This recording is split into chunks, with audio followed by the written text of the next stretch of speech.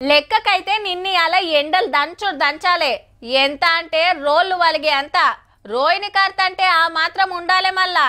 కానీ ఎట్లున్నది ఇప్పుడు? సురుకులు పెట్టే సూరన్న పోయి మబ్బుల సాటుకు దాక్కుండు. అగో డ్యూటీ అయిపోక ముందే వచ్చి గీడ చేరినవు, ఇంకా కొన్ని వద్దులు సరిచిరాపో అని వరుణన్న అంటే, అబ్బా ఈ ఒక్క తాపకి ఏమనుకోకు, మళ్ళీ ఎప్పుడన్నా నీ డ్యూటీ నేను చేస్తా గాని ఇప్పుడైతే డ్యూటీకి ఎక్కు అని సూరన్న బతిల్లాడితే ఊరుకొచ్చి ఇయ్యరమయ్యర దంచబట్టే. మరి చూద్దాం పాండ్రి మరి ఏడేడ ఎట్లెట్లా అరుచుకున్నాడు.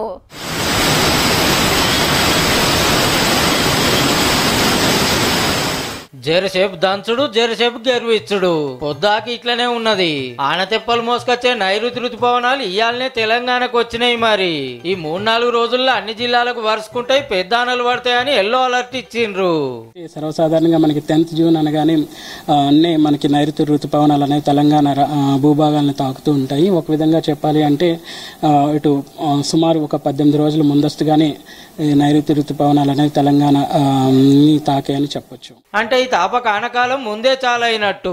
ఒక్కొక్క దిక్కు అప్పుడే పత్తి ఇత్తనాలు పెడుతూనే ఉన్నారు. మనకాడ తక్కువ గాని బొంబాయిలో బొంబాట్ అనలబ్బా. ఇరాం లేకుండా దంచితే రోడ్లు చెరువులైనవి, చెరువులో ఇండ్లు కట్టినట్టు అయింది. వరద నూక్కొచ్చి ఇళ్లలో సగులం సామాన్లు ఆగం. అండర్ గ్రౌండ్ లో మెట్రో స్టేషన్లకు నీళ్ళు వచ్చే వరకు రైళ్లే బంద్ పెట్టిర్రు. ఓ తాన ప్రాజెక్టు గండివాడి చుట్టుముట్టున్న ఊర్లను ముంచితే సిక్కబడ్డోళ్ళను పడవలు పెట్టి బయటికి తీసుకొచ్చిండ్రు. ఢిల్లీలో సుత గదే పరిస్థితి. చాలా ఏరియాలు మునిగినాయి. అండర్ పాస్ల కింద బండ్లు ఎట్లా సిక్కబడ్డాయో, గాలి దుమారానికి చెట్లు కరెంటు స్తంభాలు కూలే వరకు అదో తిప్పల. ఢిల్లీ గాలి మోటార్ డిపోలో బండ్లు ఆపే కాడ ఆనకు పైకప్పు కూలింది.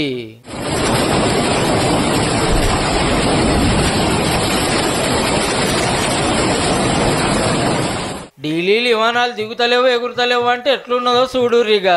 ఉత్తరప్రదేశ్ ఉత్తరాఖండ్ లో సుత పొట్టు అరుచుకుంటున్నాయి. కేరళలో 11 జిల్లాలకు ఆరెంజ్ అలర్ట్, ఈ స్కూళ్లు బంద్. తమిళనాడు సుత నిండా ఆరదడుపుతాంది.